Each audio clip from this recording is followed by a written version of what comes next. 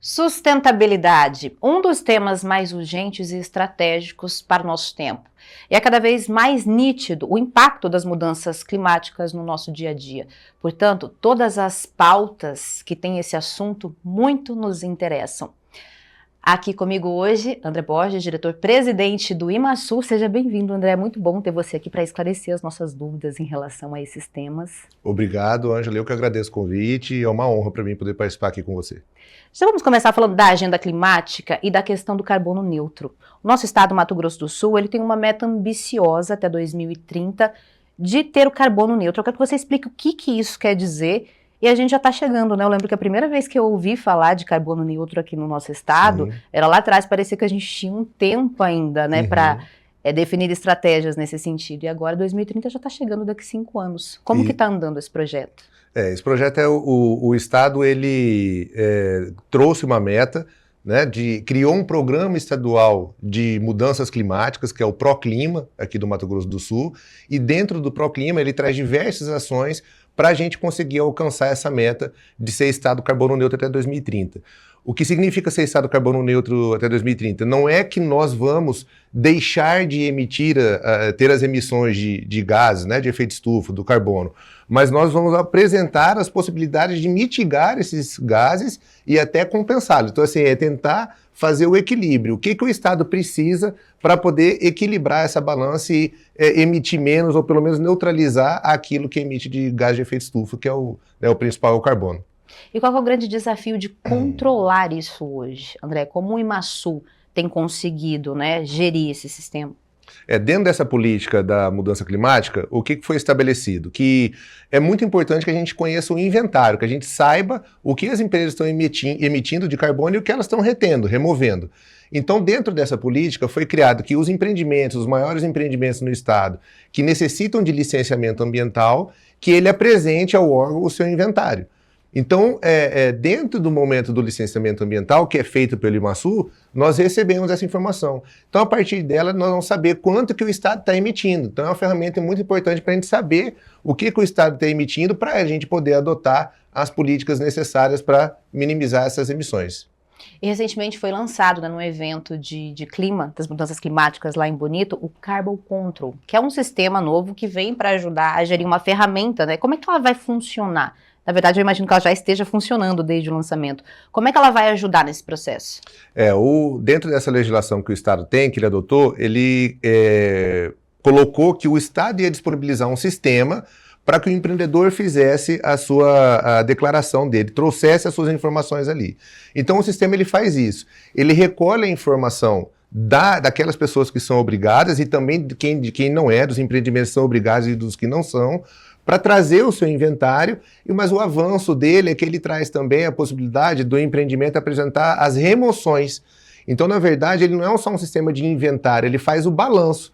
Então, o que o empreendimento, se ele emite mais ou se ele remove mais, então, se ele é carbono negativo, se ele é positivo. Então, o sistema ele faz isso, ele é uma plataforma para que a gente possa coletar esses dados. Porque se fosse entregue, não fosse entregue de uma forma digital, seria muito difícil a gente compilar esses dados e trabalhar. Então, é a partir do sistema que nós acreditamos que vai ser a ferramenta muito importante para receber esses inventários, esses balanços de todos os empreendimentos no estado. Então, tudo que é passível de licenciamento ambiental no estado, aproximadamente tem 300 códigos de atividades que são passíveis de licenciamento lá. Todas essas atividades podem trazer voluntariamente. E é o que nós gostaríamos que acontecesse, né? Que as pessoas não vai ter penalidade nenhuma, ele trouxer, eu emito mais carbono, vou ser penalizado, tem uma multa, vou ter que comprar crédito carbono para mim. Não é isso. Nós só queremos conhecer, ter informação para o Estado poder adotar as políticas. Quem sabe, se for o caso, o Estado adquirir o seu crédito carbono para poder neutralizar as emissões do Estado, né? Então, assim, mas é muito importante que a sociedade, que o empresariado, o produtor rural, que também ele pode apresentar o balanço da sua propriedade, das suas culturas, como soja, milho, cana-de-açúcar. Ele pode fazer também, o sistema está preparado para receber essa informação e calcular o balanço da atividade dele, da propriedade ou do empreendimento da atividade que ele executa. E como que essa informação está chegando, né, até esse usuário, até esse possível usuário, para que a gente consiga futuramente que não seja apenas uma ação voluntária, mas que seja algo prático do dia a dia, né? Que seja um hábito de quem tem que prestar esse tipo de informação. Tem esses empreendimentos que eles são necessários, né, que é cobrado deles a apresentação, mas os outros voluntários não, ele pode vir trazer. Então, assim, o que a gente está fazendo de estratégia é aproveitar espaço como que você está oportunizando para a gente aqui, para falar do sistema, da importância dele, da contribuição que o Estado está fazendo na neutralização do carbono, porque nós somos referência no Brasil. Né, o Estado que propôs essa meta, o Brasil colocou a meta até 2050, nós colocamos até 2030, então nós antecipamos, porque nós sabemos que é possível. Mas para isso é preciso que a gente tenha as informações de qualidade. E quem pode fornecer essas informações é a sociedade, que é quem, né, é o empreendedor, é aquele que opera a sua indústria, a sua empresa, é o produtor rural. Ele conhece do seu negócio e ele pode ter essa informação que vai contribuir muito para o Estado. E dentro dessa pauta da sustentabilidade, das mudanças climáticas, a gente também tem um ponto muito forte aqui no Mato Grosso do Sul, que é o nosso Pantanal, né, que está sempre em discussão. O Pantanal é algo muito vivo, a gente tem diversas questões que a gente trabalha o Pantanal durante todo o ano, cheia, seca, queimadas. Qual é o tamanho desse desafio hoje, falando em meio ambiente e sustentabilidade, para o Estado, André? O desafio é enorme, né? Nós estamos falando da maior planície alagável do mundo, né? Então, assim, mais de 60% dela, quase 70%, é dentro do território do Mato Grosso do Sul. Então, nosso desafio é muito grande de manter um bioma que ele está muito bem conservado, ele tem 84% do seu bioma hoje é preservado, então assim, mas a gente precisa adotar as melhores políticas públicas para manter ele nessa condição, mas ao mesmo tempo proporcionar o desenvolvimento para aquelas pessoas que moram lá, né? Que a gente possa transformar essa riqueza natural em um ativo para que a população receba aquilo lá também como desenvolvimento. Né, na forma de acesso à saúde, acesso à educação, acesso ao transporte. Então, o olhar do governo é nesse sentido, né, de manter o equilíbrio daquele ambiente, mas ao mesmo tempo criar mecanismos que aquilo seja valorado, que aquilo tenha um valor, que esse valor volte para as pessoas que estão ali, para que elas tenham uma qualidade de vida muito melhor. E Mato Grosso do Sul também é muito forte na pauta do agronegócio. E diferente do que muita gente acredita, até fora daqui, nós temos um agronegócio extremamente sustentável, que é utilizado como exemplo para o resto do Brasil, né? É também outro fator que é determinante nessa questão, André? Muito, eu uso um exemplo que pode retratar bem essa realidade. Hoje nós temos o Cadastro Ambiental Rural. Né? No Mato Grosso do Sul nós temos um sistema próprio, então nós recebemos toda a informação da propriedade. Então tudo que está declarado ali, que foi feito pelo produtor e o que nós estamos analisando hoje, o Estado ele tem em área de reserva legal, que é aquele percentual de 20% que o imóvel tem que ter de área preservada dentro, que o produtor não pode explorar, que ele tem que conservar ali para a natureza, para o bem-estar da nossa sociedade. Esse percentual de reserva legal no Estado é maior do que o Estado da Paraíba inteiro. Né? É maior que o país como a Croácia. Então, assim, tudo isso está protegido dentro de uma propriedade privada, né? Que foi o produtor que está fazendo essa conservação desse ambiente ali. Então, assim, o papel do produtor rural no Mato Grosso do Sul, ele é fundamental para a gente dizer que o Estado, né, é um Estado sustentável, porque ele respeita a legislação, ele tem a reserva legal, ele tem a APP, ele buscou, fez adesão ao CAR. Hoje nós temos em torno de 98%, 97% do território do Estado todo coberto com o CAR. Então, assim, nós temos notado já há um bom tempo, o produtor procura, né, fazer a coisa certa. Ele busca, ele quer fazer o correto, né? Então, assim, isso a gente tem visto muito lá. Então, o papel da propriedade rural é fundamental. O Estado faz o papel da conservação da natureza, nós temos unidades de conservação, parques, mas se não fosse a iniciativa privada, o produtor, fazer a conservação da sua reserva legal, das suas áreas de preservação permanente, a gente não teria essa grandiosidade que nós temos no Estado, essa abundância que nós temos de riqueza natural aqui. E é interessante a gente frisar também que quando uma grande indústria se instala ou trabalha, né, ela acaba absorvendo de forma econômica, né, ali naquele estado, naquele determinado local, ela precisa compensar aquele impacto que ela gera ali. Se ela não for capaz de compensar sozinha, ela também pode entrar em consenso com o sistema, com o Estado, para poder fazer isso de uma maneira que compense essa emissão, essa poluição. Como é que funciona isso na prática, André? Na prática, a ferramenta que nós usamos é o licenciamento ambiental. Uhum. Então, dentro do licenciamento ambiental, do estudo que a empresa apresenta, nós vamos olhar todos os impactos que são gerados pelaquela atividade e a empresa tem que apresentar as medidas mitigadoras, né? Aquelas medidas que vão minimizar os impactos que ela diz que vai ocorrer. Então, assim, nesse momento nós começamos a entender como que vai ser a dinâmica dessa atividade naquele ambiente e a partir daí começamos a direcionar quais são as medidas compensatórias que aquele empreendimento vai adotar. Então, assim, tem uma parte de compensação que a empresa, dos impactos que não são mitigáveis, que ela não vai conseguir minimizar, que ela remunera, ela paga para o Estado fazer conservação da natureza, que são nos parques, é a criação de novos parques, regularização fundiária dessas áreas, manutenção dessas áreas. E tem uma outra parte que a empresa faz uma parceria com o poder público, com a Secretaria de Segurança, Saúde, Educação, Habitação, para estruturar esses municípios, porque em geral isso tem ocorrido nos municípios do interior, né? Que às vezes não tem toda a estrutura necessária para comportar um empreendimento tão grande. Então, ela faz essa parceria com o poder público e vai aí começar a trabalhar nessas áreas, em todas as áreas que ela impacta. Então, eles apoiam na construção, reforma de escolas, quartel para corpo de bombeiro, para a Polícia Militar Ambiental, para a Secretaria de Segurança Pública como um todo. Então, eles fazem esse apoio que é de compensar esses impactos para apoiar esse desenvolvimento muito grande que está ocorrendo ali naquele município.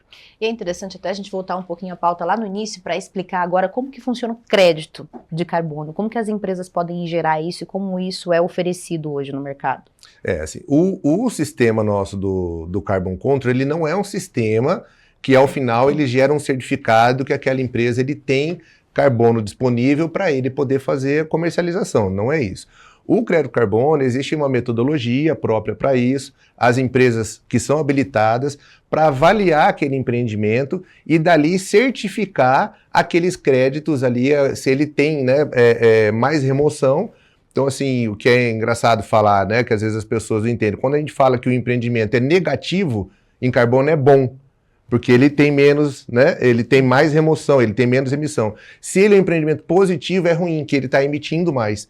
Então, assim, os empreendimentos que são negativos, que têm esse crédito, ele pode buscar uma certificadora, fazer o crédito, né, gerar esse crédito, e aí ele disponibilizar no comércio voluntário, na cadeia que é voluntário lá, não é no mercado regulado. O mercado regulado ainda no Brasil não foi regulamentado. Então, assim, no mercado livre, no mercado voluntário, então uma empresa que deseja passar para o seu consumidor, né, que o produto que ele está consumindo vem de uma empresa responsável que neutralizou o seu carbono, ela vai no mercado voluntário e adquire esses créditos de carbono e daí ela pode dizer que ela então é carbono neutro. Então é assim que funciona. Hoje ainda é feito no mercado voluntário esses créditos, como eles são comercializados. Então, voltando à nossa pauta, Pantanal e meio ambiente, a gente vai entrar agora num período muito crítico do ano, que é a nossa época de seca, a época que a gente volta a ver na mídia, né, as manchetes falando de seca, incêndio e os problemas que a gente já conhece no nosso Pantanal. Vocês já estão se preparando com uma base de combate e prevenção para esse ano em relação a isso? Na verdade, nós não paramos do ano passado para cá, né? O ano passado foi um ano muito difícil, né? Foi o ano com a pior seca já registrada no estado.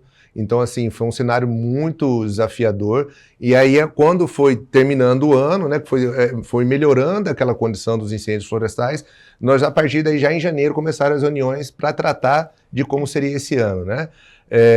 Então, assim, toda a parte de preparação, o corpo de bombeiros, com as suas bases avançadas que eles estão montando, a gente comunicando os produtores com legislação para que ele faça seus aceiros, tudo isso a gente já está fazendo já há bastante tempo. E muito interessante a sua pergunta para a gente discutir um tema que é o manejo integrado do fogo, né? Então, que agora, a coisa de uma semana atrás, mais ou menos, o governo do estado, ele fez um decreto isentando de cobrança de taxa de análise do IMASU para o produtor vir fazer o seu manejo integrado do fogo, para ele apresentar lá o projeto dele de manejo integrado de fogo. E aquelas propriedades que foram declaradas pelo IMASU como áreas prioritárias para o uso do fogo, o manejo integrado do fogo, para redução dessa matéria orgânica, dessa biomassa, que é o combustível, né, que vai queimar, o processo dele é mais célere ainda, ele tem uma prioridade. É a partir do momento que ele informa, que ele fez o comunicado, que ele apresentou o projeto dele, do momento que ele fez o informativo, ele já está autorizado a fazer. Porque o Estado prescreveu. O Estado disse, a sua área é prioritária para você fazer o manejo integrado do fogo. Então, assim, aí ele vai poder, então, com todos os equipamentos necessários, que é preciso que ele tenha, com treinamento da equipe, com apoio, se for o caso do Corpo de Bombeiros, quando for possível, para ele poder fazer o uso do fogo com o objetivo de reduzir essa matéria orgânica, esse combustível que tem lá, que é o que provoca os grandes incêndios florestais. E hoje, IMASU também tem uma sala de situação que acompanha diversas questões no estado. Isso também entra dentro dessa gestão, né? Entra, né? Nós, desde junho de 2023, né, que nós estamos trabalhando e implantamos uma sala de situação, né, que ela é o nosso núcleo de geoprocessamento, que ele gera alerta tanto de desmatamento quanto de queimadas. Então todo o estado é coberto, né, com satélites, e aí nós temos acesso a essas imagens, e o sistema, ele automaticamente identifica as áreas que antes tinham vegetação e que agora não tem mais, e ele gera o alerta dessa área. Pode ser tanto por desmatamento como por fogo. Ele vai identificar e vai gerar o alerta que nós vamos enviar para o proprietário rural. Então, assim, esse sistema, ele cobre o estado todo. Para você ter uma ideia, assim, nós tivemos uma redução de trabalho manual, de serviço do pessoal de fiscalização ambiental direto ali, da ordem de 72%, que o sistema tem feito esse serviço. Um ano normal de fiscalização, que nós íamos a campo, fazia em torno de 100, 150, né, fiscalizações, autuações de desmatamento. Nós, quando instalamos em 2023, nós fomos para 300. 300, quase 400, 350, né, autuações, porque conseguiu identificar com muita mais precisão do que a gente tinha antes. Então é um sistema muito moderno, robusto, tem servido de modelo para outros estados também, e é um orgulho para nós ali do Instituto e, né, para o estado inteiro, porque nós estamos mostrando que tem investimento, que o objetivo é investir em geotecnologia, em tecnologia, para apoiar as nossas atividades ali, para garantir a conservação da natureza no estado e também para proteger o bom produtor. Né? O bom produtor que busca fazer de forma regular, de forma legal, ele está protegido porque ele tem no sistema, nós já estamos enxergando que a atividade dele está autorizada, ele não vai ter problema com ninguém incomodando ele, indo na propriedade dele, ele pode continuar trabalhando sem preocupação, que ninguém vai incomodá-lo. Então, assim, é uma ferramenta muito importante e não tem mais para onde fugir, né? O uso da tecnologia, ela é fundamental para a gente melhorar a gestão em todos os aspectos da gestão pública. Com certeza, até no tempo-resposta, né? Sim. De uma ocorrência, para poder ir, por exemplo, dessa questão do desmatamento, dos incêndios, isso faz uma diferença tremenda. Faz, porque o monitoramento é quase que em tempo real. Né? Eles geram os alertas e encaminham para a gente. Então, nós temos condição hoje de pegar um alerta, identificar esse alerta e ir até o imóvel de forma acertada, né? Porque você vai já no ponto e, às vezes, você já consegue coibir, parar aquela atividade que iria provocar degradação, que não tem uma autorização. Então, você consegue chegar a tempo de evitar um dano maior. Então, e de forma muito precisa, né? Sem erro, né? Então, a ferramenta ela é muito importante para o Estado. Muito bacana. E a gente está falando de grandes questões, grande gestão, né, da questão dos riscos e dos impactos. Mas agora vamos falar para o pequenininho, para quem está nos assistindo em casa. André, hoje como você enxerga a participação de cada cidadão hoje, de cada sul-mato-grossense nessa pauta da agenda climática? Porque é um trabalho de todos, né? Muitas vezes o fato de você separar o lixo em casa, você acha que não tem tanta relevância. Isso está me dando um pouco mais de trabalho, mas para onde isso vai, a pessoa não entende a importância da cadeia e o que aquilo gera lá na frente. Então não é só um trabalho dos grandes ou da gestão, é um trabalho de cada um que começa em casa, desde o pequeno. Não, muito interessante, né, de falar, porque as pessoas às vezes não conseguem enxergar aonde que ela participa no processo, principalmente a população da cidade, né, das cidades ali. Então, assim, esse exemplo que você falou, da gente separar o nosso lixo que a gente produz, e não é separar tudo um por um, vidro, plástico, não, é separar o que é orgânico daquilo que não é orgânico, né? Por quê? O que acontece? Vamos contar a cadeia, como vai funcionar isso, o porquê a participação da sociedade, né, do cidadão é importante nesse processo. Quando ele faz a separação do resíduo dele, num processo de coleta seletiva e num processo de triagem desse resíduo antes dele ir para um aterro, muito desse material é recuperado. Esse material volta para o sistema produtivo. Ou seja, você vai deixar de colocar em aterro, porque o aterro é um grande gerador de gás de efeito estufa, de metano, porque esse material vai ficar em decomposição e vai ser emitido para a natureza. Por mais que a gente coloque e instale drenos de gás e faça queimas, ele vai virar um outro gás também, que é gás de efeito estufa. Então, assim, quanto mais nós reduzirmos material que vá para o aterro, nossa contribuição já foi dada de uma forma gigantesca para as questões da mudança climática, né? Então, assim, aqui no estado nós fomos pioneiros em implantar o sistema de logística reversa de embalagens. O que é isso, né? A Política Nacional de Logística Reversa, ela estabeleceu que os produtores, fabricantes, quem comercializa, que coloca produto com embalagem no mercado, ele tem metas de refazer essa embalagem retornar. Então, assim, num primeiro momento, nós estamos trabalhando hoje com a meta de 22%. Então, tudo que uma empresa que ela traz de fora e coloca aqui, ou das empresas que produzem aqui, coloca de embalagem, ela tem que declarar o volume de embalagem que ela colocou e ela tem que comprovar que ela conseguiu, dentro da coleta seletiva que é feita, dentro da triagem dos resíduos, que ela conseguiu recuperar esse material que ele voltou para o sistema produtivo. Ou foi tratado de uma outra forma mais adequada. Então, assim, e a gente tem avançado muito, né? O Estado é referência, foi o primeiro no Brasil a implantar o sistema de logística reversa, e nós temos avançado cada vez mais, e é um orgulho para o nosso Estado também fazer esse trabalho na gestão dos resíduos sólidos aqui no Mato Grosso do Sul. Com certeza. E hoje o Imasul disponibiliza um canal para denúncias, para opinião, para as pessoas participarem também? Tem o atendimento@imasul.ms.gov.br. Então, a partir desse canal, e também temos o Instagram também do Imasul, disponível para as pessoas acompanharem tudo que é feito pelo órgão, acompanhar todas essas ações, tanto de fiscalização, como de licenciamento ambiental. Então, tudo que a gente desenvolve estão nesses canais aí, está à disposição da população. Com certeza.